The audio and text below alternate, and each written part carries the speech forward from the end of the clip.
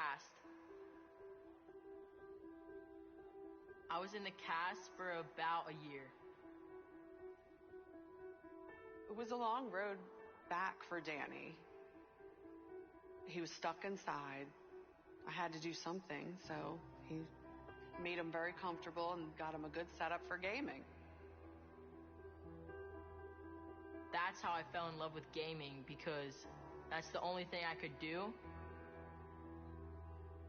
I really never got him back on a skateboard after that, and he kind of found who he was. He really just blew up overnight. If I hadn't broken my leg, I would not be where I'm at right now. I'm a professional Fortnite player. Oh my, you fixed it up! To the part below. Solos is my strong point. Okay, my heart's racing right now. You can dominate by going for picks or playing for high ground. The first time I qualified for the World Cup, it was crazy. People were shocked at what I had just done. He was not with an organization. They were thinking, who is this guy? He's got to be cheating. Nobody knows who he is.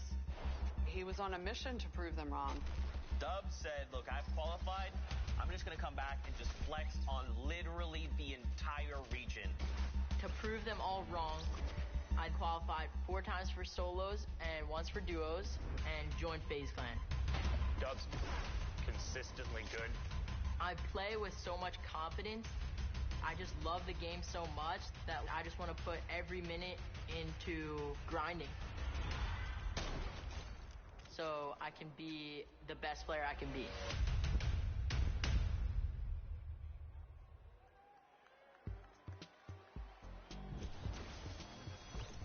That, honestly, in retrospective, I know it was stressful when it happened, but it has to be the biggest compliment that you are quite literally so good, averaging just inside 5th overall with the solo placings, that the entire community thinks you're cheating. That you are that much better, that everyone's there. There's no way, and you saw it there. Him and Mega had one of the most ridiculous performances, racking up close to 50 points in their last 2 matches to qualify. And I mean, it was nuts ball, but now time to get into the next group. Yeah, let's go ahead forward. The first pair is XXM and Mende out of China. And then following them up, it's Airwax and Nikov, Hunter and Kinstar, Leneuf and Kinton, SSK7 and Jamside, and then finally Volks and Parpy on the right there. And XXM and Men were the only Chinese team to qualify through the open track, and then Airwalks and Nikov, and then Hunter and Keenstar. The Solari brothers, the group, qualifying all within the same week, and Airwalks taking his repeat Pro-Am title yesterday with RL Grime, saying it was easy claps, 12 points clear of the South Korean duo. And then Leneuf and Quinton just recently being signed to Navi, representing them on the stage, looking to make a name for themselves, and they're hyper aggressive.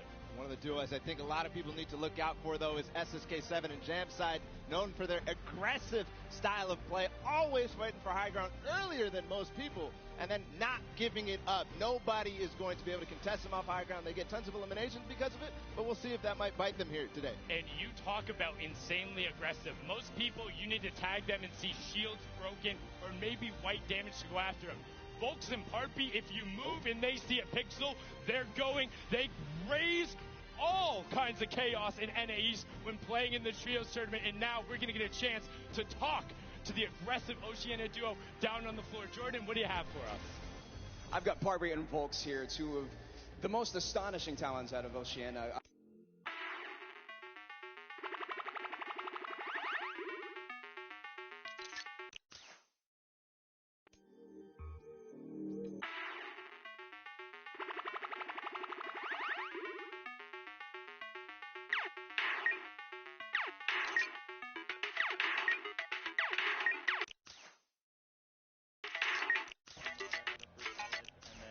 Try to get hyped.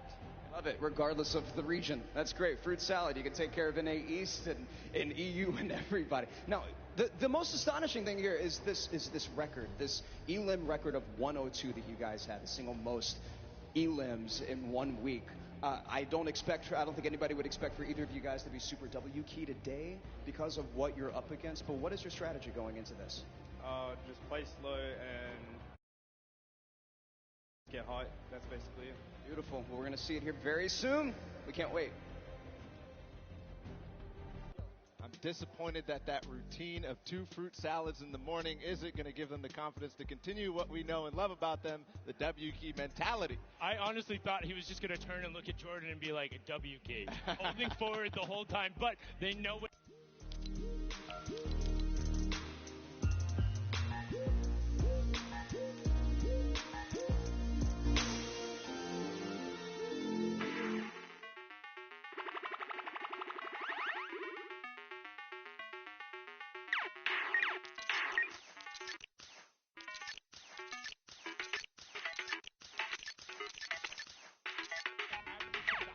Placements in the week they played. They popped off at TwitchCon, came out of nowhere where people were like, who are you guys, qualifying through in the first run, going to look to make a run at it here today. And then what more can you say about Sean and Aiden? I mean, this is a duo that we've seen time and time again, a favorite out of NA West that week. Then they came out of, they clutched up and did amazing things. Both of them took part of our Pro-Am tourney yesterday. And then Rohit, DW, and Blue T, one of my personal favorite duos. They came together after week 4 saying, hey, we need to do something different. Rohit came onto the scene during the Winter Royale, qualified through the open format, and looks to punish people's mistakes at all points of the game. You talk about hyper-aggressive players early, you can't stop him from going, but the one person who does is Blue T, known for his calm decision-making, kind of turning off all emotions and just making the right decisions. They have a fantastic pair in chemistry, and I mean, I'm excited to hear what they had to say leading into the competition. It's going to be just absolutely amazing. Fantastic. We've got Blue T and Rope DW here, two beyond incredibly mechanically gifted players here. Blue T, you've placed consistently in the top 15 over the last year from the Winter Royale qualifiers, the Secret Skirmish, and top 5 in the Share the Love event. How are the two of you together going to work to secure this #1 spot today? I'm just going to give this guy a bunch of call-outs, make sure he's safe and alive, and once we hit late game, he's just going to slay out. Slay out away. We can't wait. It's going to be so incredible to see if they can make that dynamic work on the stage. They have such great teamwork, and they have distinct play styles over the phases of the game, and if they can get rolling, they might be able to challenge towards that top. Now on to our next group, because we're excited to keep the introductions rolling. It's Item and Derox, Oslo and Bad Sniper, 4ZR and No Word, Red Rush and Snappy, and then Yu Wang and KBB. It's a bunch of guys out of Europe, and then the Chinese qualifiers coming out of the Tencent track. And I mean, some of these guys are incredibly skilled. Item and Derox with that ridiculous 41 elimination victory royale during the semifinals, and then they carried over the performance into the Sunday. Yeah, one of the only times we saw actually consistency from the semifinals carry over into the finals. But another team that actually started breaking through in the finals towards the end, which led them to qualify, is Oslo and Bad Sniper. And I think something very interesting about this group, or this duo in particular, they're going to be contesting at Tilted Towers, and they are very proficient at doing so. They will be in the fray, and if Bad Sniper gets a sniper in his hands, here's a joke. His name online is actually not Bad Sniper, because he hits all of those shots. Will be looking to make them pay. Now, 4ZR and Norwood, also another very aggressive pair, but kind of just like to chill out at times. They like find themselves on the edge, take the rifles. If they know they have an advantage, they go. We've seen them before as well in the Winter Royale. Yeah. And then on the bottom right there, Yu Wang and KBB, they came out of the Tencent track, which was a competition that was hosted out in China. And so I think a lot of people didn't see those games and don't really know what these two are all about. Let's continue and find out more about them.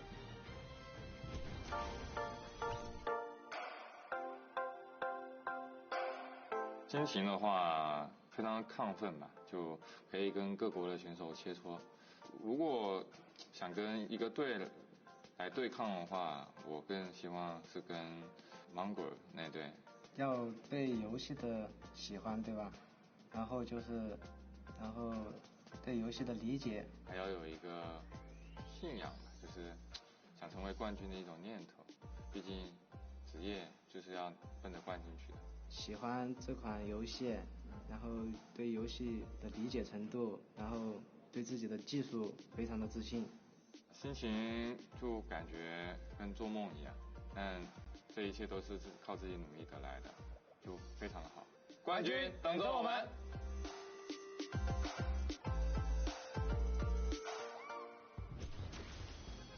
So happy to see their level of excitement and to be here representing China through those 10-cent track. It was amazing to watch them play in those games. A distinct different style, but also very built-in rifle-centric. Will be one of 2 Chinese teams representing. And now into our last section of qualifiers. These were the guys who ended up qualifying in the final week, the last chance to be there. It's Slacks and Keys, Calculator and Macwood, Zone and King, Epic Whale and 4DR Storm, and then Vinny and Zexro. And I mean, so many of these guys we can talk about right now, but the one I want to focus on, King and Zone, coming out of Argentina. They are ridiculously aggressive, know how to go full send, and I think people will be surprised. They're able to execute on a level where if they get rolling, it's going to be very hard to stop them.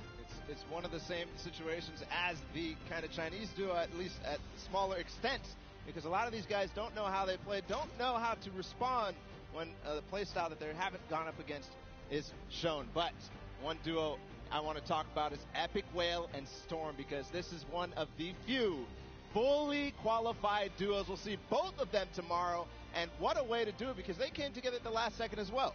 They came together in the final week knowing it was their last opportunity, and they wanted to be there. They wanted 2 seats on the stage in each one of the competitions that really separated themselves. But speaking of somebody who separated themselves, Zexro and Vinny. Zexro, the original pioneer of the My Wall Now. I'm going at you. I will win the game with 16 plus eliminations, and there's nothing you can do about it. Him and Vinny broke through everything, coming over not only Zexro's wrist issues, but a little bit of kind of turbulence between them. They're actually not even going to be dueling after this competition, so this will be a last hurrah, and let's see what Zexro and Vinny have to say. We've got Vinny and Zexro here. Very excited to see you guys. I know that a lot of people are thrilled and excited to see what you guys have planned for today. You both have been competing both very well in duos and solos over the course of the year. How do you think that the competition today is going to compare to the rest of the competitions that you've had leading up to the scrims, whatever the case may be? For sure, the competition's definitely going to be hard today. Probably the hardest competition yet, but I'm very confident for us to succeed today. So awesome. Well, we believe in you guys. Now, Zexro, you told us after qualifying for the last week of duos that you were suffering from some tendonitis. Preparing for a competition like this, especially at such a high caliber, there's got to be a lot of stress involved with that. How have you been physically preparing for today? So basically, I didn't really play much, and then I would just VOD review and everything. I would just play on the qualifier days, take a lot of a leave, and then it started going away at the end, and then qualified, so we're chilling. Fantastic. Well, we're all really excited to see you guys. I know that a lot of people are, a lot of TSM fans here and all over the world. It's going to be a great day.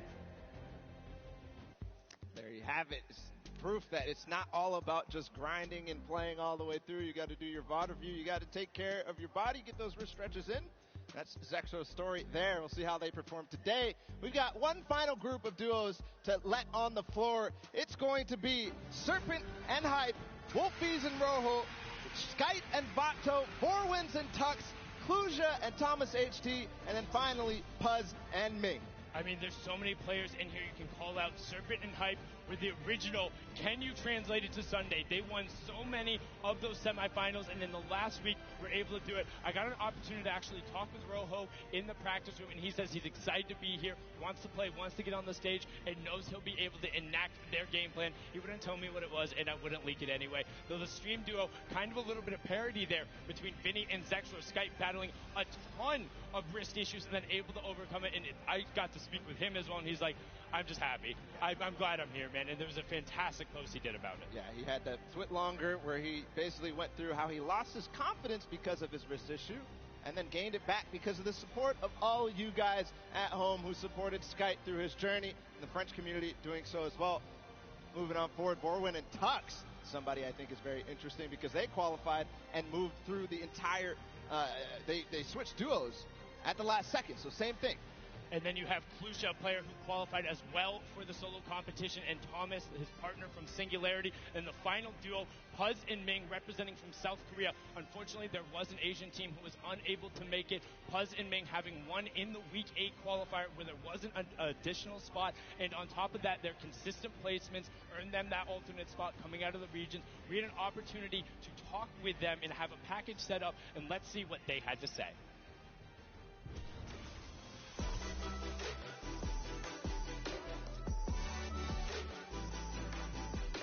저는 밍이라고 하고 이제 아시아에서 진출하였습니다. 저는 퍼즈라고 하고 아시아에서 진출한 사람입니다. 가장 좋은 성적을 내서 대체 선수로 뽑혀서 왔더니 이제 아시아에서 듀오 한 팀이 진출을 못해서 저희가 이제 좋은 기회를 얻게 되어서 이렇게 진출하게 되었어요. 온라인에서 상금을 이렇게 받으면서 같이 경쟁하는 게 마음에 들었어요. 유럽 선수들과 해보고 싶었어요. 저도요. 게임하기 전에 이제 계속 어떻게 게임을 플레이할지 생각을 하고 하는 거죠. 그냥 연습을 최대한 시간에 맞게 활용을 하고 최대한 많이 노력을 하다 보면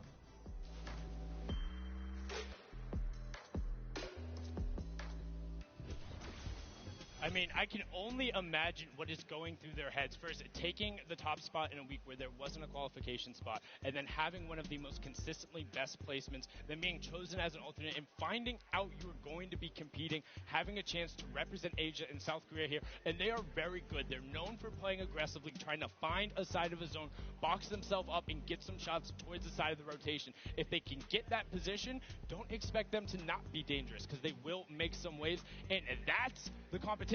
Those are all the players. Those are the 100 best Fortnite players in the world, the 50 best duos. And now there's a duo in particular. We talked about it. The loudest duo when they're announced. They want to be the loudest duo when all is said and done. We have Mitro and Mongrel down on the floor. Jordan, what do they have to say? We are all so excited to see these two play, and honestly to hear their comms. That's one of my favorite things when I watch these guys play. Now, competing online and competing at a LAN is two very, very different things, obviously. What is the preparation like going into competing at a LAN together? Competing at LAN is definitely different. Personally, I like it more just because I like the environment, but online is easier, but I don't know, I just like LAN more. Fair. You can't beat the energy in a stadium like this. A lot of people are really excited and stoked to be here, and especially to see you guys play. We can't wait. Thank you so much, Jordan. And now, just those guys, they sound excited, but that's it. Enough from us talking. The 50 best duos in the world are on the stage competing for their share of $15 million, Ball. And I mean, 6 games away from winning $3 million to the top duo. Just think about that. 6 games, and then we'll find out who is the best duo in the world. Hands down, no question about it, the best. 6 games. We're going to do that real soon. The duos world champions will be crowned, but that's it. The pre-show is over. Enough from us up here. We'll be breaking down gameplay later. We're going to toss it on inside to kick the show off. You guys have a good one.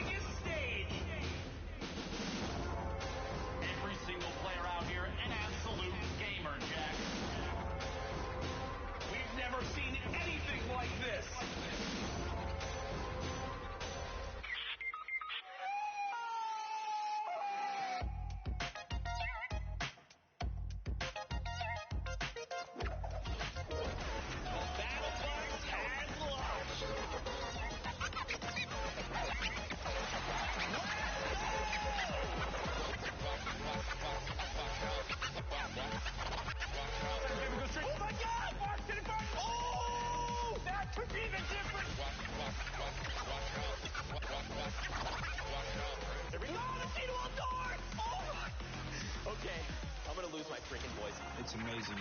It's like you feel so free, it's ridiculous. And then we just kind of watched like our names pop up on the screen. It was pretty surreal. It was a huge sigh of relief. All the hard work we did just finally paid off. We were kind of going nuts.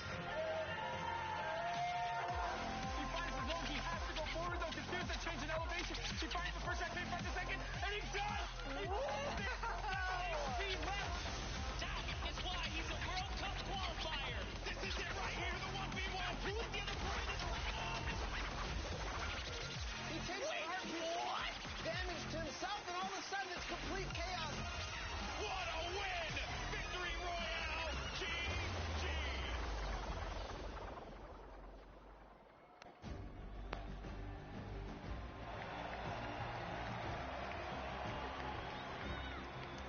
Ladies and gentlemen, this is the Fortnite World Cup Finals live from my hometown, baby, New York City. Where you at? Where you at? That's what I like to hear. That's what I like to hear. This is it, people. The moment that we've been waiting for.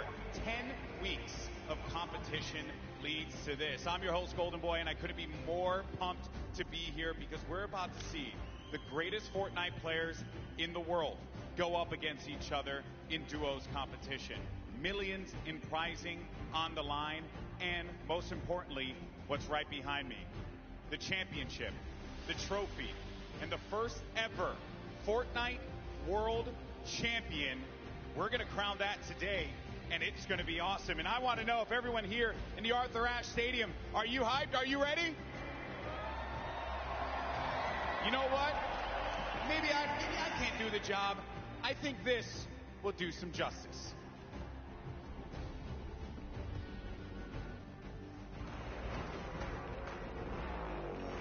No pain, no gain. No guts, no glory.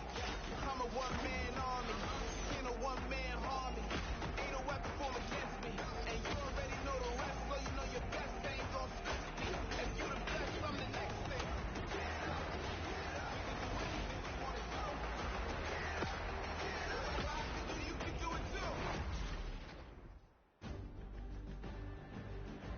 Now, I know everyone here is excited to get to the games, and we're going to do so in a little bit. The players are gearing up and getting ready to go. You know that each and every one of you inside of this stadium, you're just pumped. You've had your opportunity to go out to the festival. You've managed to meet up with your friends and enjoy some great times here in New York City.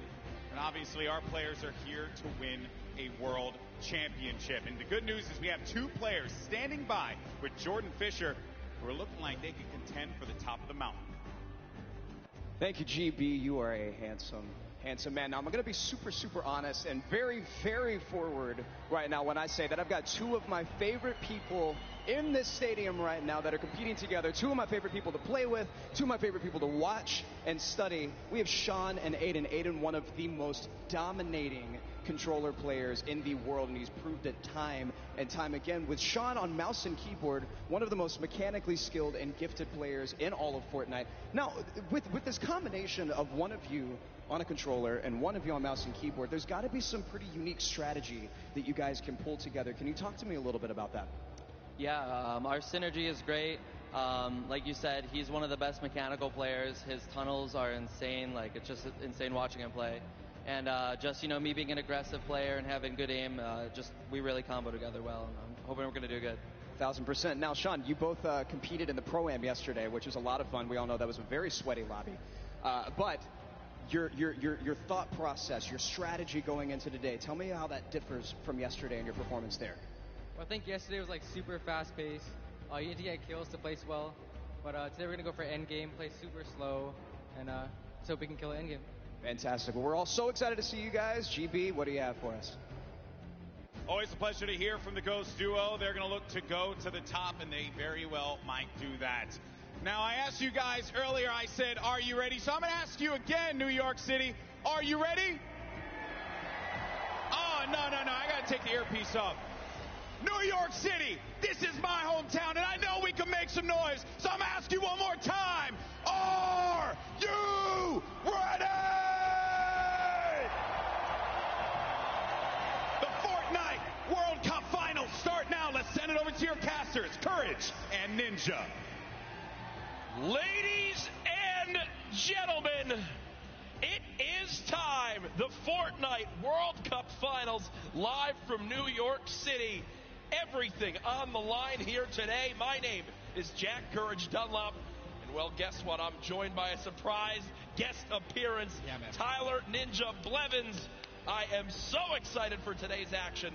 Ninja, dude, the emotion here is insane. You have no idea, man. These guys have been playing for months, practicing, doing nothing but thinking, eating, sleeping, breathing Fortnite.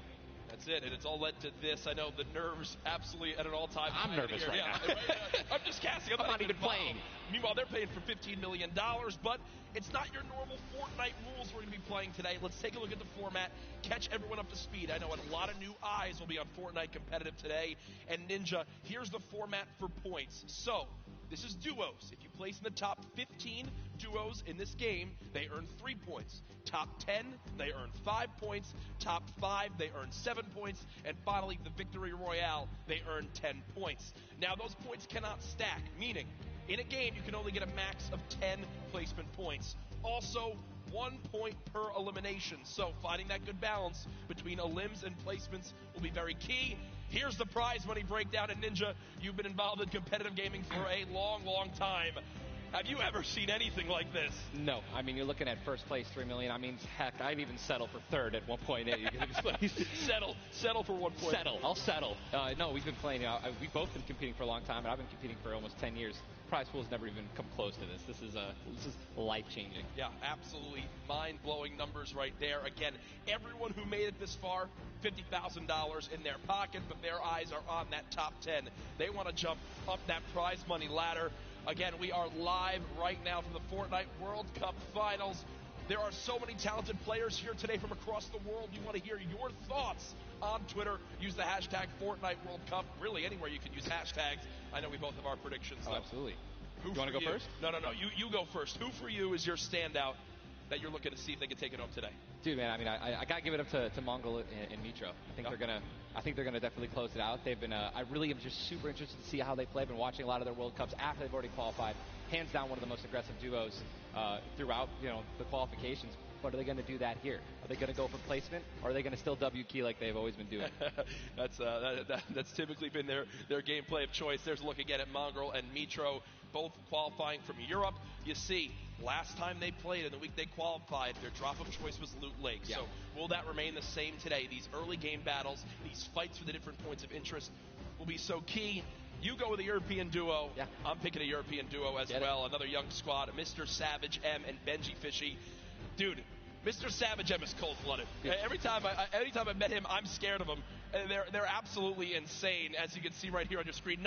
We'll get those pictures fixed, don't worry. But either way, these guys are two absolute tanks. And Ninja, you've watched all these guys. Yeah. You're absolutely one of the best players in the world. But it's almost like these guys are in a class of their own. They are, man. I mean, I've competed against some of these guys in some other online tournaments as well. And, literally watching Benji just slay out an entire lobby by himself in squads it's like it's art, man. What these guys do, it's art. So enjoy. I know Mr. Savage in a public match got like 40-plus eliminations in Season 9, which is unheard of, all by himself, solo squads. There are so many ways you can watch, though, this weekend. I've been just looking on my phone already. I'm seeing a million-plus of you guys tuning in. As you guys know, so many ways to watch. You've got Twitch, YouTube, Twitter, everywhere where there's live streams. Also, a new Fortnite.com/watch feature that you can go take a look at. You'll see some different individual feeds there that will be a crazy, unique way to watch Fortnite competitive for the first time. I know everyone at home looking forward to seeing their top players perform. This place now, Ninja, is insane. It's packed, man. This is one of the most ridiculous arenas I think I've ever seen for an esports event, and I know people flooding on in from the outside. I just can't wait to get it started. Dude, this is literally what I've been waiting for like 3-4 months. Yeah. The best of the best, all in the same lobby. All right, in the qualifying matches on Sunday, you're playing against, in a lobby, maybe like 4 or 5 of the teams who are actually here right now, but now this is going to be all of them in the same lobby. Every single battle is going to be the best players in the world fighting against one another. I'm excited to watch the early game when they're landing in their spots. I'm excited to watch the mid game during the rotations. I'm going to be taking notes, and you guys should too. Yeah. Also, other things that note to take to bring up. We're going to be playing on siphon settings here, increased material farming. You want to explain for everyone at home I'd love exactly to. how that all works? I'd absolutely love to. So unlike normal matches, when you get an elimination, all right, you're going to be granted with 50 health or 50 shield, depending on what you're missing. And that's also going to give you 1 point as well. They also drop 50 mats of each, wood, brick, and metal. So, eliminations are definitely going to pay off early game as you guys can stack up those materials. Yep, and remember, that is when you get a full elimination, not when you knock down an opponent. Correct. So if I knock a player, you'll see in this, a lot more times teams will immediately try to finish that elimination, get the health, go pick up the materials, maybe secure some extra loot. There's a look at the lobby screen, and Ninja, I was laughing with you earlier when the players were warming up earlier today because they got some warm-up games in. Obviously, for many of them, it's their first time in a major LAN event. They wound up going through and they were just sitting at the spawn island like they were right now. I mean, look at the build battles happening on spawn island. They're all editing, they're all aiming. None of them are just sitting still. The nerves running through them insane. The average age in today's tournament, 16 years old. Some of these guys are going to walk away with $1 million+ this weekend. At 16, what would you have spent your money on? I don't even want to know. Why not even ask that? Probably 16, man? Just a bunch of candy and energy drinks, man. I didn't really. So basically the same as today. Exactly. Nothing really would change. Nothing's changed. No, it's so much fun, man.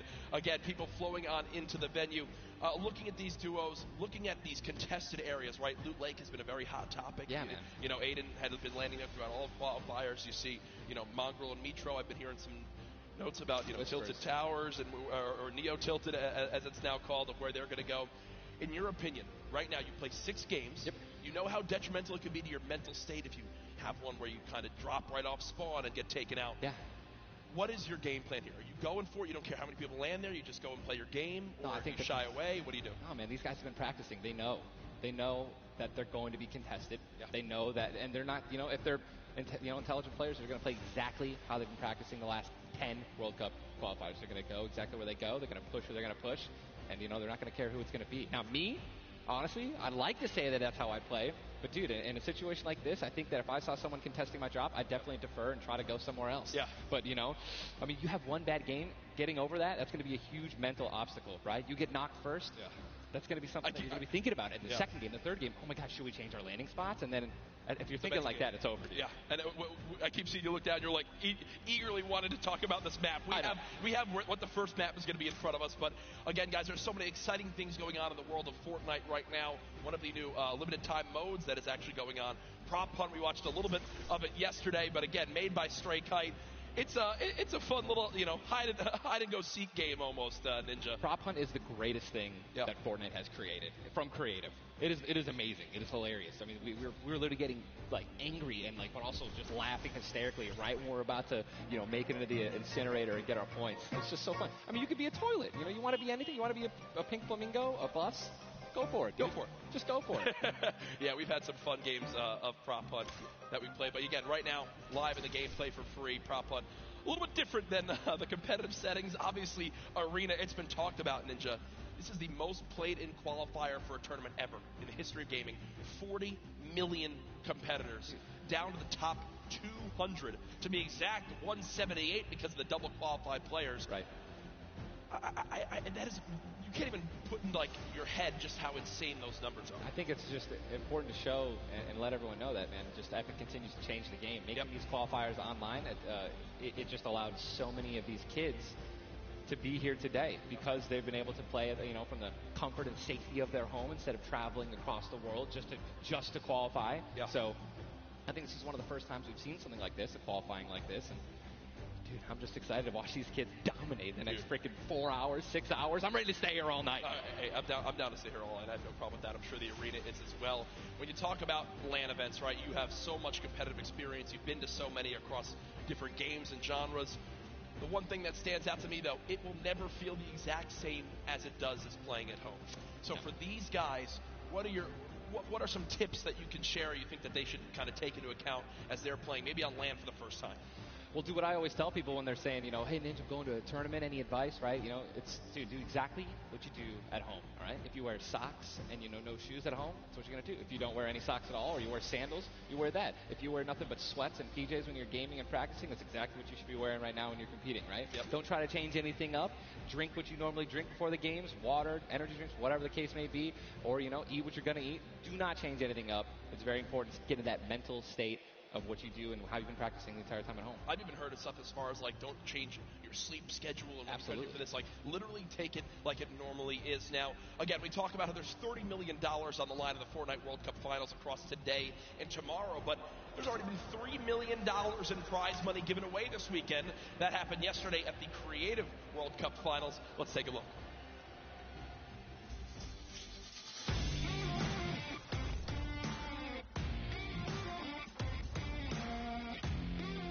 Kitty Plays, and we're here in the player lounge right now, joined by the winners of the Creative World Cup. First of all, congratulations. Now, Scissors, how does it feel now to solidify that title? It's kind of awesome considering I love creative mode. It's thriving, it's awesome, I love it. Now, Tyler, did you ever believe that you guys would secure the position here today?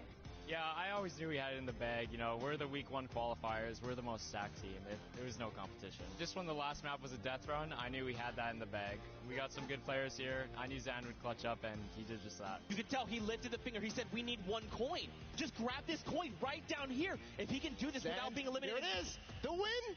Oh, he missed it, but gets it with the trap trigger. You realize that one jump won this group here an extra $1 million. It's unreal. Like, if you want to practice with death runs, you need to, like, do it slow. Don't go in blindly. Like, try and, like, change everything you do every time you fail. Suzu, can you see yourself doing even more with creative? I mean, the success of today. Will you continue to go and play creative maps? I think I would definitely stay consistent with creative because I feel like there's a lot of potential in creative still. And yeah, definitely this is my thing. But I want to go down the line and see what each of you guys plan on doing with that prize. I'll probably end up like saving most of the money, maybe like some investments. He's 18 and he just won $336,000. What are you going to do with the prize? Rent. Yeah, I think rent. I'm going to be responsible. I'm going to save my money. I am going to be responsible and probably just invest most of it and try and get even more money back. All right, guys. Congratulations again. Absolutely outstanding job. Thank you guys so much for tuning in, and I cannot wait to see what the future of Creative Fortnite looks like.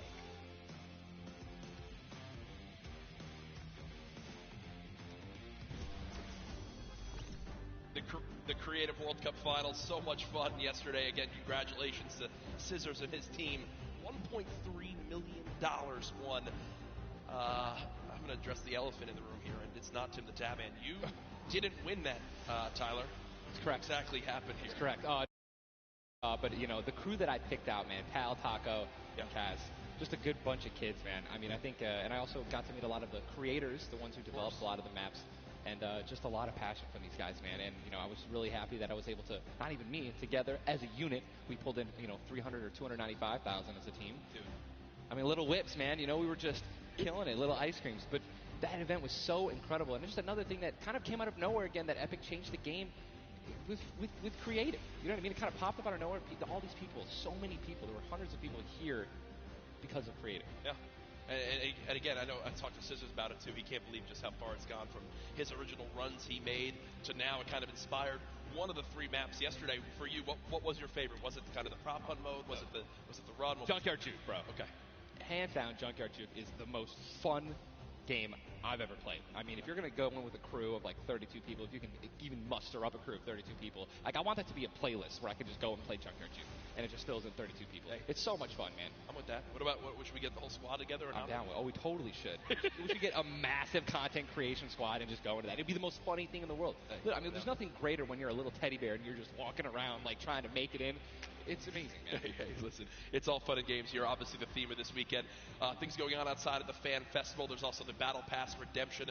Everyone here has got tickets, has the commemorative tickets. So many things to look back on and remember these moments. For a lot of people here, whether they're players or the individuals and fans who traveled, it's their first time to New York City, such a legendary, iconic place to have this major event. You see, again, the crowd continuing to fill on in, just getting some final things set up for the game so we can get it all launched for you. But trust me, we're all eagerly awaiting the start as well. So many organizations represented throughout the weekend, and I have just received the word that we want, Ninja. The game is ready to go. I'm ready. The first Vic Roy, man. Who's it going to be, guys? All right, I want you guys to scream out your favorite duos right now, man. Let's make some noise. Who do you think's going to win today? Scream it. Make it. I want to hear. Oh, it's gibberish. None of it makes sense. I think I hear Mongrel, Mitro.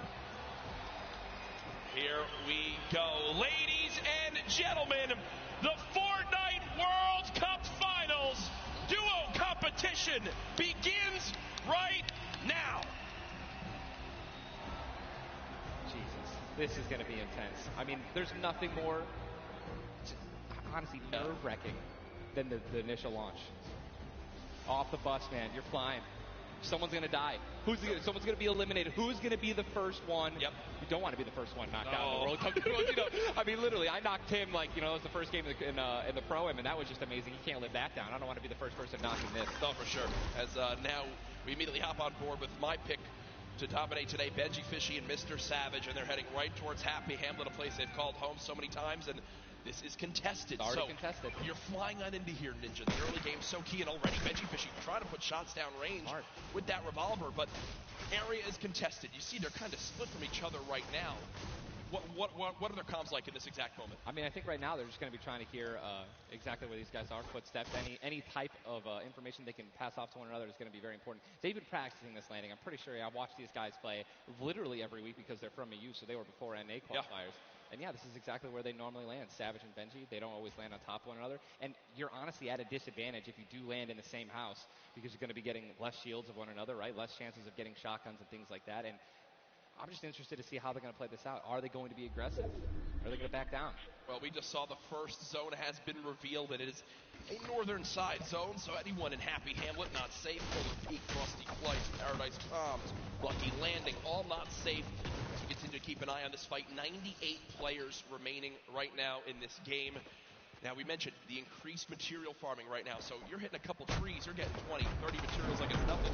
Let's shift our focus, though, towards the middle of the map here at Dusty Divot, and it looks like Landjock and Punisher go out very, very early in this first game to Tetra and Eclipse, the new Rogue members.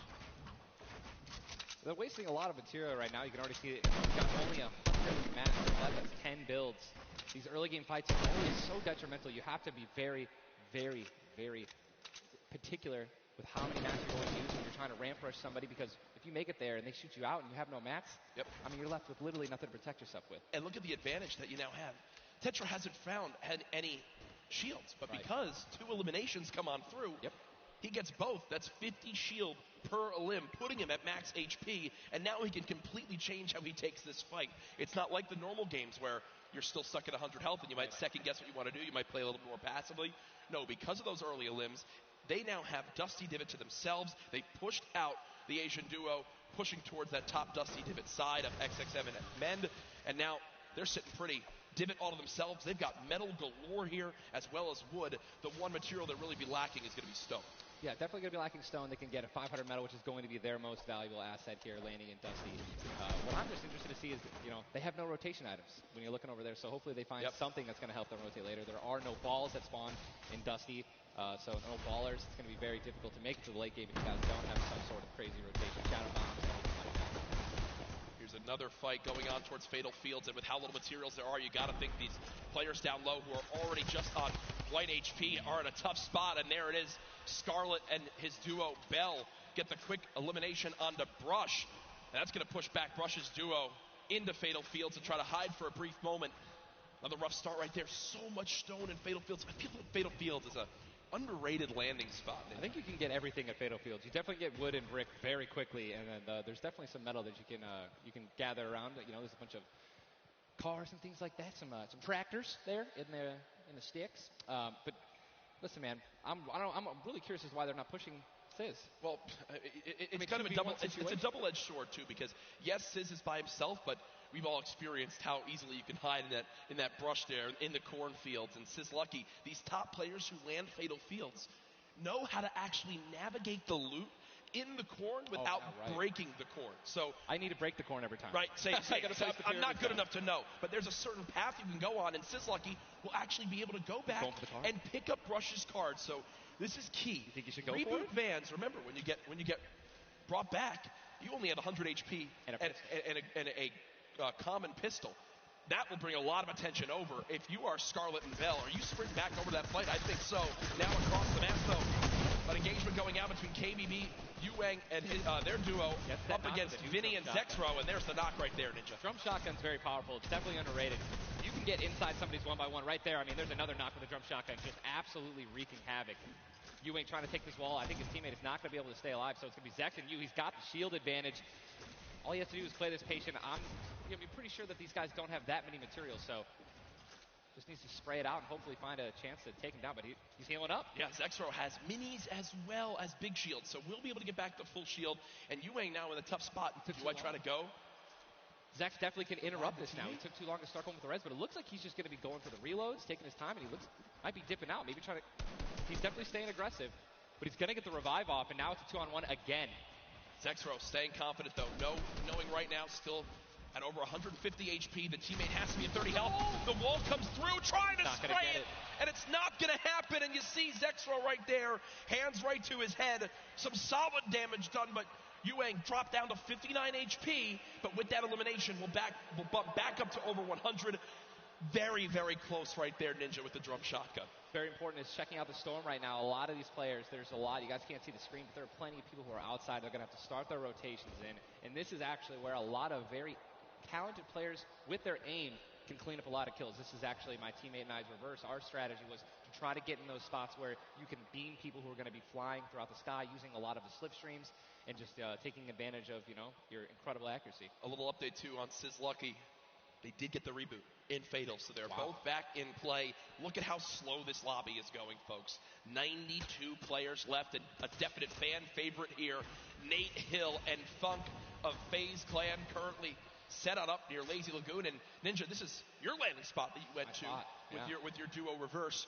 What are maybe some little tips and tricks for players at home who like to land here? Yeah, all right, so there's, if you go on the boat, on the ship, every single one of the masts is like worth 200 wood, so you definitely want to go for those. You can easily get max wood in Arena in probably less than 10 seconds. And also there are some metal anchors in town that you can get for about 300 metal, which is, like the most valuable material that you can get. I mean, I'm just 91 players. I mean, have we talked about Storm Surge? I mean, we haven't yet. I was going to let that be a bridge when we cross it, but because 91 people left. I mean, how soon is it going to be? We're going to have Storm Surge in every game. Yeah, I mean, it's going to be this is going to be nuts. If you guys don't know what Storm Surge is, basically the people, the team that has done the least amount of damage is going to start taking damage until they get above the damage threshold. Yes, and it tells the players on their screen what the damage threshold is. If you're used to playing at home, you probably have never experienced Storm Surge in a normal game, but it is very common in competitive because everyone wants to last until late game, earn those extra points, and wind up getting those placement points to come on through. Watching Letwick and Flexi right now, it's so scrappy, Ninja. It's not your normal game where you get to loot up and freely grab everything you want. Here, I mean, look at the inventory. A common heavy assault rifle, 2 heavy bullets. Yeah, I mean, people are not going to be able to loot. They're not going to be able to loot normally. I mean, you have every single spot is definitely going to be contested or have talented players who are surrounding you. You got to be constantly worried about getting sniped from the side. All it takes is 2 seconds of being caught off guard, and you can get dinked twice with an infantry rifle, and boom, there goes 160 health, man, just like that. 89 players left now in the lobby as Twiz and Cover H, the duo, do get cut down. 45 duos remaining. The second zone has just been revealed, and again, Storm Surge will begin after that. I absolutely think it's going to happen. That will be for 70-plus players. So you keep that in mind as this goes on. Players who haven't really done any damage will know that they're going to be at a point where their hand is kind of be forced. They're going to have to put on a little bit of aggression. You're going to see the game pick up just a little bit here. There's Snappy and Red Rush already in the next zone. They're more than happy to just farm up this metal structure and claim it as their own. They're actually very centralized as well. Yep. I mean, a really great strategy that you're going to see a lot of people going to be using throughout this weekend in solos and in duos is to just try to get in the dead center of the second zone and honestly just kind of pray that the circle is going to continue to rotate in your favor.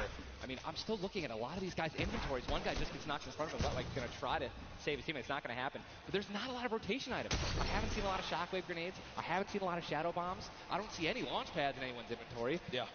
It's going to be such the rotations late game are going to be nuts. People are going to get lasered out of the sky. And Letwick now all by himself in a 1 versus 2 as his teammate did go down. You see Parpy and Volks still quite healthy between the two of them. Over 140 HP for both of them. Parpy still playing the slow ground, trying to spray out the opponent. And look at the material count for Volks. 135 total builds. It does look like Letwick just kind of ran away, but I don't believe Letwick was able to grab his teammates' reboot card. So will basically be by himself the rest of this game. You know, it's going to be almost impossible to perform alone when your teammate is knocked. And there's the Storm Surge warning. These guys are 106 above it. You guys can see that, which means that there's somebody who has 106 damage less than them that is currently below the threshold, and they are going to need to hit some people, deal some damage. And that's actually the beauty of Storm Surge, right? You don't necessarily only want people kind of just lingering around in their one-by-ones, praying that the circle moves to them. You're gonna see some fights that are gonna be forced to break out because players need to get above that, or they're gonna die. They're not gonna be able to make it. Now moving towards the Dusty Divot Diner. You see Clicks I didn't even know you could farm this. Yeah, the very young duo from NA East, and you just said yourself, I didn't even know you could farm this. I didn't even know you could get down there. This is the beauty of it, right? These are the top players in the world showing off the little things that they know that really no one else can pick up on. Many teams already stacking here as there's so many materials to be farmed up. And for a lot of players, Ninja, once they get max, they don't just stop there. They keep farming to have an excess for more if they need to expend a lot of materials quickly. Yes. On the bottom right of your screen, you see a fight going down in Salty Springs. A lot of grenades being thrown right there. That's going to be Serpent and Hype.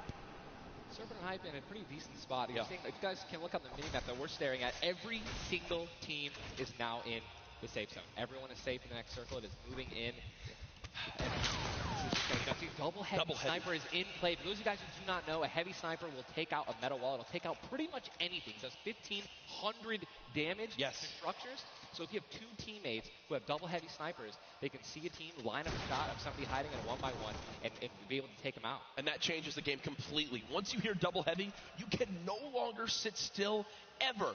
Or if you know where they're at, you have to make sure you have at least 2 walls of cover on that side to protect you from the inevitable double snipe. And when we say double snipe, it's as far as 1, 2, 3, shoot.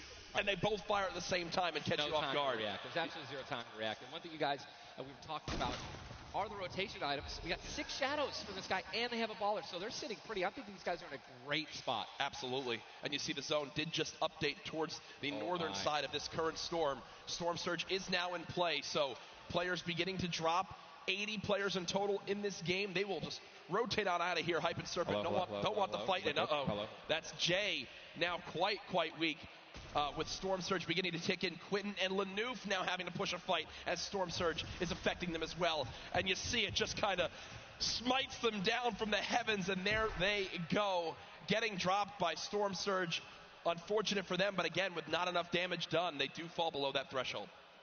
Jeez, man, Storm Surge really does just force people into some pretty tricky situations. But again, man, it just goes to show a lot of aggressiveness is going to pay off for teams, man. You don't want to be put in that situation where, you know, you have to desperate and push. Maybe a duo that's better than you in combat. You know what I mean?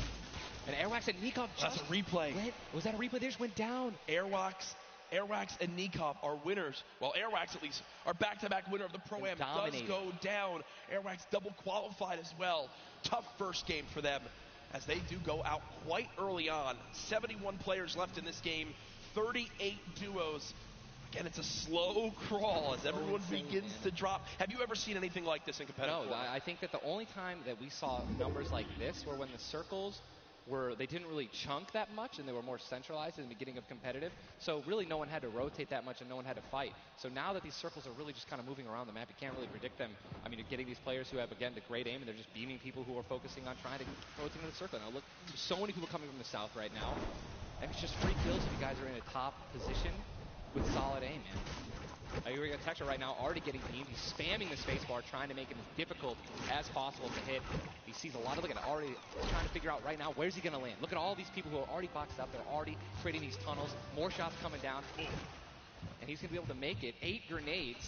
So that's going to be, I mean, if he can get in a position where some players are already getting focused on the outside, 8 grenades, he might be able to clean up those kills too. Yep, that's right there. They do box up in time. Did take some shield damage, but thankfully they have some minis to replenish that in just a few brief moments as there's Eclipse now using them. He's got his teammate right next door as well. Medkit, so they're going to pop that too. Every little bit of HP matters. Saving the campfire for the late game, it appears. Definitely got to save the campfire. In the elimination feed right there. Here's a look at Mongrel earlier with his duo Mitro. They're set up currently in this zone. 68 players left. Love watching this guy play, man. I'm serious. I mean, here's you just check his inventory. Only got 2 guns right now, which is inventory rifle and a combat shotgun. So he has no spray guns. All right, spray guns are anything to an SMG, tactical assault rifle, SCAR, anything like that. You've got to have a gun that can shoot pretty quickly to kill players and hit players through their 1-bys. Very difficult. Look at that healing too, though. Yeah. 5 slurps, 2 slurps, 5 chug splashes. And they already have a slurp ticking. This is insane. And they're super close to the zone as well. They don't have to move too far. Yep, and material-wise, look at that, 135 total builds. They're in a fantastic position to make some noise in game number 1. We'll definitely keep up to date with them. The slipstream slowly inching towards where it begins to shut down Ninja, but with so many slipstreams still available in this current zone, a lot of players are going to use that to rotate on in freely without using launch pads or the shadow bombs. There's your whole map right there, the eastern side of the zone. None of these players really going to be into play. They're going to have to inch a little bit more towards Loot Lake if they want to be safe. Some of the best, look at these are the best players in the world, and look how close they are to one another, man. I'm so excited when they actually have to force into these fights. The Storm's going to start pushing them. Look how, I'm sorry, man. I just can't, man. You guys notice also, Stinks, man, these players are so talented. It's going to be so hard to spray through their walls and actually deal damage to them. So you need things like grenades, like Stinks, right? Little fart bombs is what I like to call them, to force people out of their 1-by-1s and try to shoot them as they're rotating away and trying to build new 1-by-1s to dodge the Stinks. You see the Stinks right now going down on Mongrel. And Mongrel gets immediately ripped in 2 as it seemed like the lobby began to focus him right there. His duo still alive. With good rotation, luckily. Definitely has a bunch to to be able to play with. The next Storm Surge has begun to kick on in. Intro.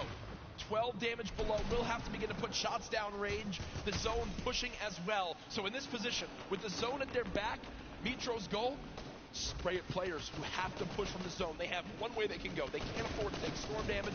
They've got to push right out of it. Mitro knows that. Now begins the fire. Dubs just below as well. One of the players who qualified multiple times through solos and then once in duos. They also have some great rotation. 2 ballers still intact. And here's the thing that you just mentioned, all these players who are going to be rotating in, being forced to rotate in. Everyone knows that. Very little ammo, though. Look, these are the last 9 assault rifle shots in Dubs' inventory. It is getting scrappy, folks. And there's the split. Still, though, only 80, meaning combined between the 2, they really only have about 150 shots to work with. The zone still pushing. 61 players left. Reminder, folks, this is game number 1 of 6 today in the duos competition. Dubs does go down as a player got that back wall and he wasn't quite ready for it. Mega frantically backing on up, trying to create some space. Will he be able to go?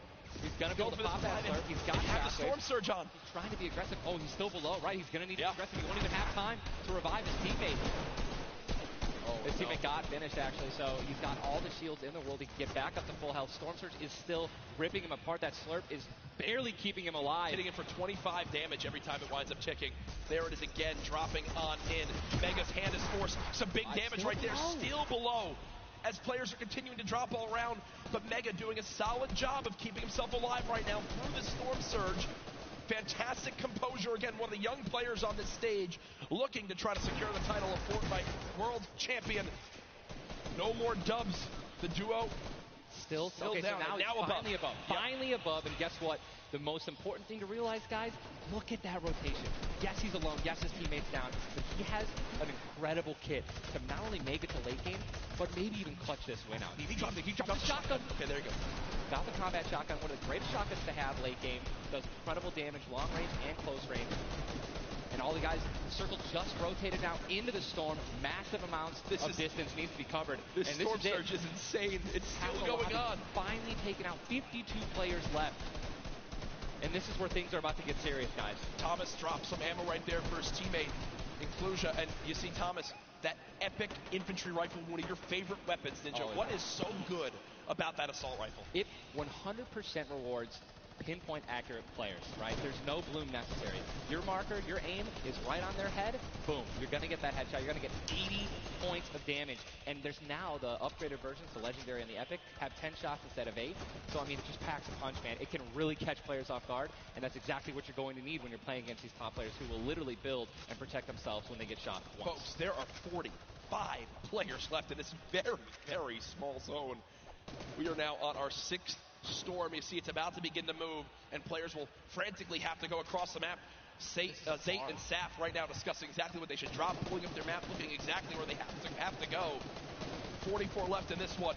We already got people using shockwave grenades, guys. This is a very far rotation for the second movement circle, so this is actually going to move very quickly. These people are going to potentially get stuck on their launch pads because there's so much frequent building.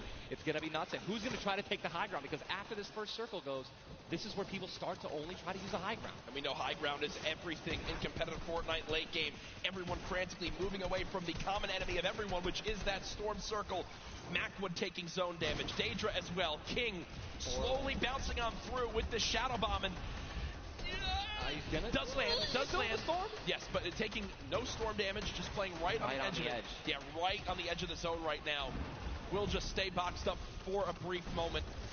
As now there's 36 players remaining, stomping the elimination feed. Arkram now goes down as well. You can see the elimination feed on the top left to keep track of your favorite players. There's so much is going on. This is what tunneling is. When you hear players mention tunneling, this is it right here. You move with the zone, you tunnel your way in, give yourself cover, but not a lot of materials left. Only 22 builds, and this zone is stacked. But look who's on the high ground. It's Mr. Savage and Benji Fishing. That would be your 2 picks, so good for you. All right, I have to owe you a bet there, man. That, all right. Bongo, unfortunately, do you still know if Nitro's still alive? I mean, listen, people are dying left and right, being eliminated. More Savage just used another shockwave grenade. He already had high ground, though. The question is, are people going to try to take it? You know that if you really want the chance to win this, you're going to have to try to take the high ground off them or have a rocket launcher to just take him out of it. He's just so weakened. Mr. Savage just looks up and beams the player out of the air. It's all Benji Fishy and Mr. Savage in the elimination feed right now. 24 players left in this one. But 20 duos. There's almost no duos remaining, Ninja. Right, it's all solos, and this is kind of what's going to happen, man. Mr. Savage goes down. It's up to Benji, and listen, Benji's been in this position before. We know he can handle it. Nitro's still in the game as well. I just saw him. He looks incredibly healthy, but now taking some storm damage. Benji's just going to try it. Look at the materials. Not a lot left. They're only using their shadows. I think he has 1 build left. Yep. That's it. That's all he has. He's got 10 total builds. 10 total builds. He's just trying to outlast as many players as possible. Remember these placement points. We've made it into our top 10 duos. Now into our top 8. Zayt and Saf now. Zayt and Saf now on the high ground. This game. One of the the only duo left. This has a Zayt and Saf win written all over it. Mitro, Mongrel's duo, was all by himself very early on. Still alive in this one. 40R Storm now getting beamed. Can the North American duo of Zayt and Saf close this out? Raining down fire from up top. You see the frantic builds coming in. Benji Fishy goes down. Mega, Mitro, and Scarlet on the low ground. Shots still coming on in. Zayt and Saf just sitting pretty. God, Mitro just got a double, I think. Mitro 5 limbs. Tries to get it done. Not enough. Zayt and Saf, 2 versus 1. Will they take game number 1? Yes, they will. Zayt and Saf had the high ground, and they used it the entire game. Rain fire from above. We're able to make up 5 limbs plus 10 placement points. That's going to be 15 points. Game 1. Talk about a monster game number 1. You saw the immediate reaction. They know how key that was. And I've watched so many games of competitive Fortnite, Ninja. They were the only duo left with still like 18 players remaining. When they get the high ground like that, they send 1 player down to get close. Scarlet was already weak, and there's just no shot. In the end, the veteran players of Zayt and Saf take game number 1. And, you know, Ninja, that was a big topic of conversation. Players with LAN experience, players who've been around the Fortnite competitive scene at these major events for a long time. Will they let the nerves get to them? Guess what? The answer is no. Zayt and Saf take game number 1. Kept their composure. It was absolutely incredible to watch, man. And seriously, these guys have been absolutely dominant in the World Cup qualifiers online. And it's only fair that they continue to show their dominance here at the actual World Cup stage. Brilliant performance. You know that their game plan is always last as long as possible. Absolutely. But the fact that they made it through those storm surges, even with them not getting very aggressive, they had 0 limbs down to those final few moments. Mr. Savage and Benji Fisher, we have to talk about them for a second as well. The European young duo. They were on the high ground. It was looking good, Ninja, but so many players focusing them, the shockwave grenades as well, and they had no healing left. It's unfortunate, man. We have a group full of these players who are literally the best in the world. They know exactly how to win, right? So if they don't have the high ground, they know that whenever there is a moment that they have to take a high ground out with rockets, shockwave grenades. I think that's actually what happened. I think someone shockwaved up and knocked them off the high ground. Yep. But when you have shield like Zayt and Naf did at the end there, and that high ground, I mean, it's over, man. What a sigh of relief Incredible, for those two. incredible first game, and we're only just getting started. We're only just getting started. Remember, 6 games being played today in the duos competition, in which $15 million will be rewarded. Tomorrow, we do it all over again, except with solos. So you'll want to stay glued to the streams here for the Fortnite World Cup Finals live from New York City. Use the hashtag Fortnite World Cup. Get involved in the conversation. Send Ninja and I your thoughts after game number 1. Who surprised you? What are you looking forward to in games 2 through 6? For me, other things I noticed, man, you've got to be on your A game. When it comes down to taking note of where you are with the storm surge, those were longer storm surges that have lasted than I've ever seen before. I've honestly never seen Storm Surge affect the game so much. Because here we are having 80 people left after the second circle. So you know what I mean? And these guys, they're not going to let you hit them. You know what I mean? And if you want to put shots on these guys, it's going to be when they're flying in the air, rotating, which you also expose yourself to a sniper shot. You know, absolutely. High risk, high reward, man. Right?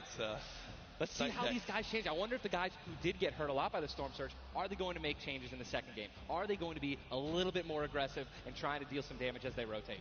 That's what I want to know. That's a great way to think of it. I know there were so many people that want to give their thoughts on these games, but over at Unreal Island, we've got our very own Sundown with his thoughts on Game 1. Thank you so much, Courage and Ninja. In the first match of the duos competition is over in the Victor Royale's experience wins out. We talked about Energy Zate and Ghost Saf and how they've been playing so long together, and that endgame was a prime example of textbook Zate and Saf. We're going to re-roll it one more time, and we're going to break down kind of how they were able to keep the control. Now, pay attention right away. You can see on the backside, Saf has one angle while Zate is going forward, and they're moving back over the tarps they've already established, but the angles they take make sure they're covering everything. They hear the shots below, they're putting the fire down towards them, and Scarlet is able to pick up Mitro, but doesn't have enough to get out. Zate and Saf, 5 eliminations, Victory Royale, 15 points, showing that their competitive experience, their experience on stage and at major LAN events is winning out right now. They say, nerves? What nerves? We might as well be playing at home on our own stations because they are just that good. Match 1 is over. Time to get back over the stage for match 2. Ninja and Courage, take it away. Thank you very much, Sundown. Great stuff, as always, there from Unreal Island, outside of the venue, enjoying the event themselves. But again, game number 1 in the books. Obviously, so many updates to see exactly where we stack up. In the end, those final moments can be so hectic. So before we hop into game 2, we will have a standings update for you all at home. Who do you think's up top of it right now? Well, guess what? Zate. It's Saf and Zate, but... And Benji, Mr. Savage, man. Just incredibly clutch solo moves and plays. Both of our predictions. Both of our predictions. And they're still up there. Guess what? Imagine when they're healthy and when they actually get some good rotation items. I'd love to see how they're going to play in the late game, man. Placement points so key. You did a great job pointing out Mitro at the end. Not only does he stay alive, not only does he perfectly use his materials and his movement items, but he somehow finds 5 more limbs, putting his team from probably an abysmal game 1 to top 3 in our leaderboards. Again, here are your standings from game number 1. Dubs and Mega, they wound up making it through as well, and that's because of Mega staying alive, too. Absolutely. Incredibly talented duo, man. Honestly, I'm looking forward to seeing what Aiden can do, and Chauncey, hopefully they step it up in this next game. Game 2 is about to get on its way, man. Are you ready? I am ready. Ladies and gentlemen, in this sold-out arena, are you guys ready for game number 2? Oh, yeah, they are. Oh, yeah, they are. 8, 7, 6, 5, 4, 3, 2, 1. The battle bus has launched. Game number 2 of the Fortnite World Cup Duo Finals is underway. Again, I'm just going to keep saying it, the most nerve-wracking part of any competition, but definitely Fortnite for me, is the second you jump out of that bus. Yep. Right? Once you hit the ground, once these players hit the ground, they're going to definitely have hopefully less nerves, going to get back into the flow, back into the farming mentality. And man, I'm looking at these llamas on my screen, and I'm just hoping that they find them. There's nothing greater than finding the new upgraded llamas at 350 mats. Dude, they're insane. And they're everywhere. And look, wait, can we look at the map? Look at the north side. You've got 3 llamas in a very small area. Llamas. And many players have gotten better at spotting llamas from very, very far away. I mean, the one thing I was telling my teammate Malachi, I was like, listen, man, sometimes you just actually have to tell yourself, hey, we should probably look for llamas as we're flying in because, usually you're looking for players who's going to be landing next to you. But if you actually keep an eye out for that adorable pink, purple, and blue llama. And there's one. I mean, look, you're just going to get rewarded with shield, rotation. There's Shadow Bomb Storm, campfires, minis. I mean, these are incredibly valuable. And remember, materials get capped at 500 of each type. So when you get 350, it's done its job for you. You can spend much less time looting and, farming, and much more time looting. And look at Zate perfectly using the Shadow Bomb Ninja.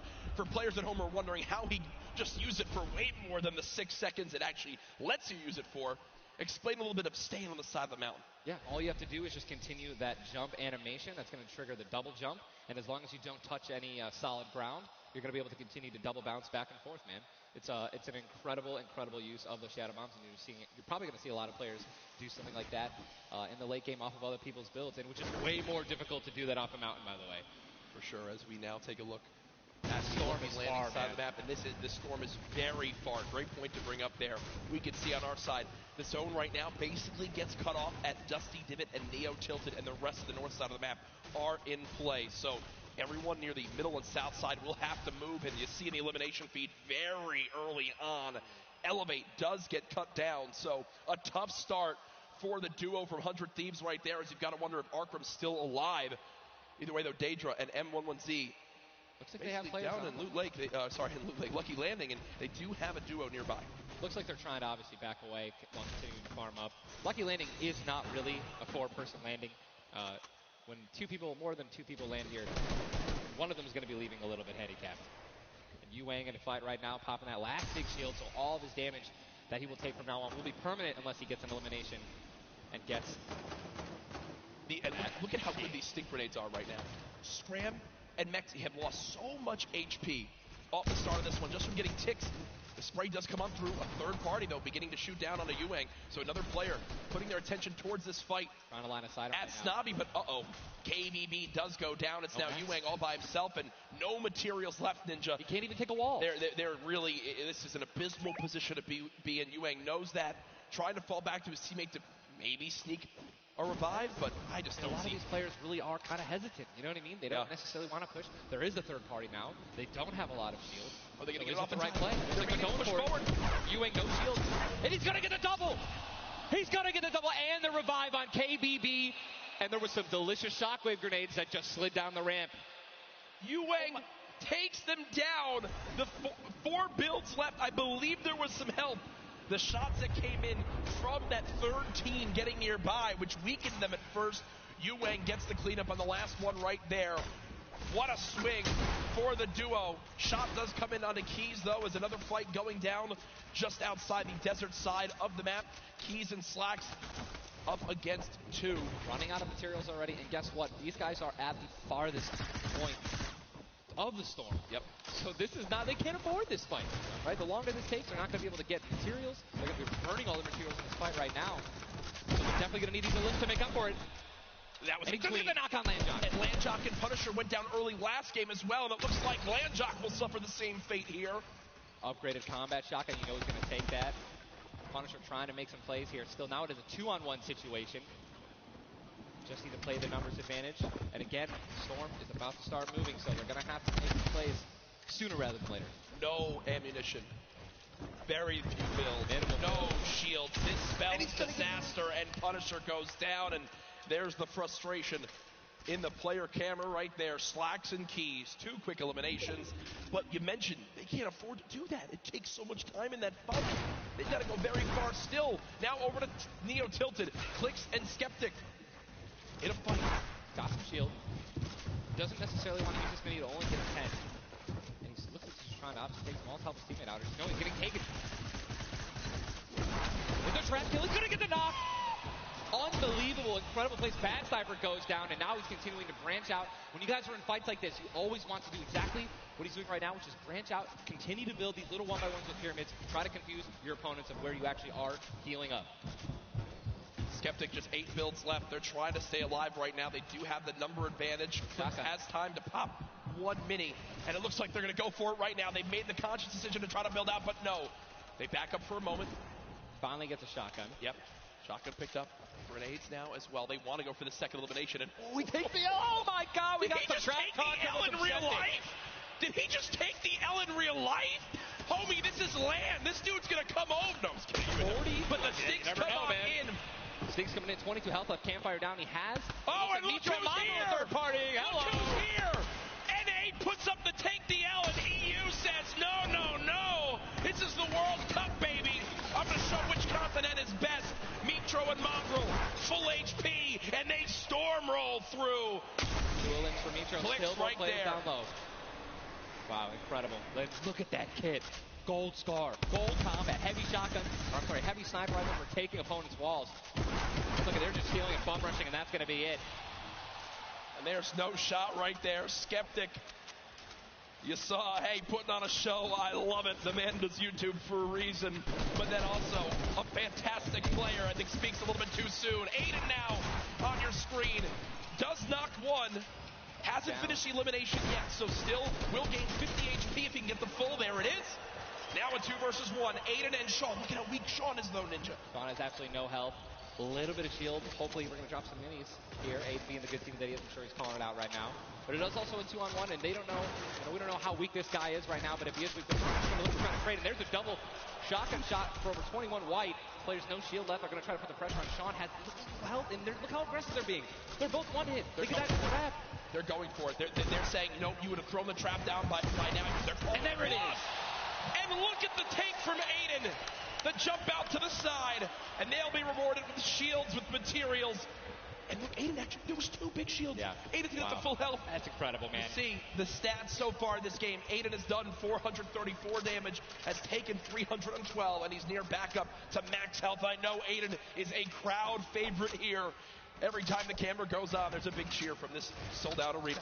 For those of you guys who do not know, the Storm Circle is about to update right now. We just saw our second one, forcing everyone in east side of the map. And also, guess what? Every single llama was found. Yep. All 5 llamas have been found, so we have some probably high material players right now. A lot of rotation. Oh my god, I can't even.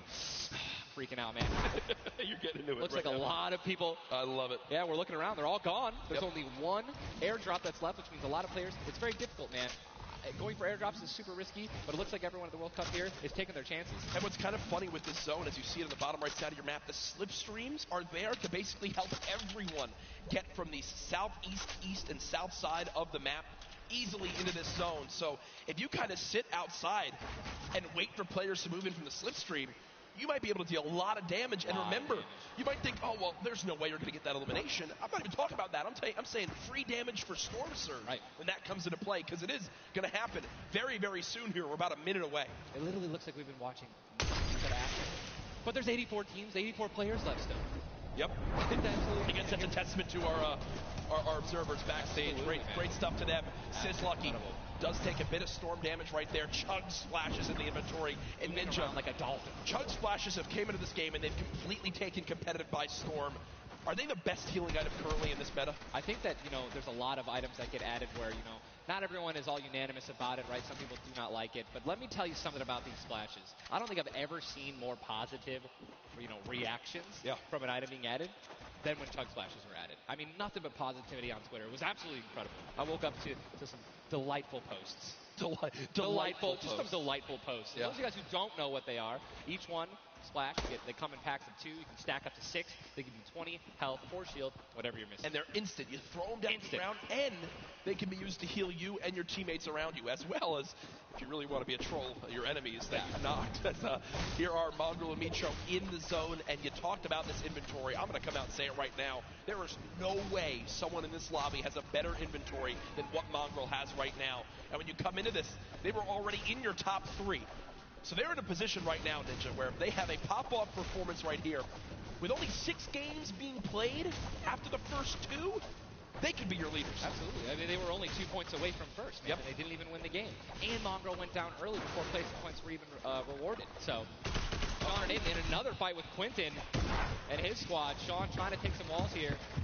And he's out of light ammo. Out of materials. And That's he's out of materials. So he can't even spray right now. The only thing you can do is spray an AR, and that's not really going to be effective against top players if you're actually trying to take walls. Well, the player tried to drop a trap down low to bait Aiden, but Aiden does not fall for it. This seasoned veteran trying to cover his back. Players beginning to spray on through. Stink bombs dropping, and there's one a limb. Another shot comes in. Gets his shield. That's That's why he went for the thirst. Yep. And grabbed the mats. 365 mats now he is, or more than that. He's got. Get out of the stinks. They've got to get out of the stinks. So weak 2. Look at how weak they are. And don't they can get both Sean and Aiden. I think that's exactly what they should. They split up. Now he's trying to take them one by one. He's getting pushed by more than one person. Quick reaction from Aiden, but this looks like it could spell disaster for the duo. Damage dealt 639. He does go down, though the quick edit comes making through. plays. Now it's up to Sean. Can he clutch it? Only 2 HP. Got some minis. Picked up some ammunition now for his minigun. But looks like Spades is just way more healthy. And obviously there's 3 other players who are around him as well. So what's he going to do? Looks like he's going for high ground. Smart play, but he's out of mats. Oh, no, he does. He's got wood. He's good. Yeah, we both freaked out. Going to put himself in a nice pyramid. For those of you guys who don't know what a brick or a metal pyramid. Big thing to note. Look at his zone. He has to push. That's it. He has to push.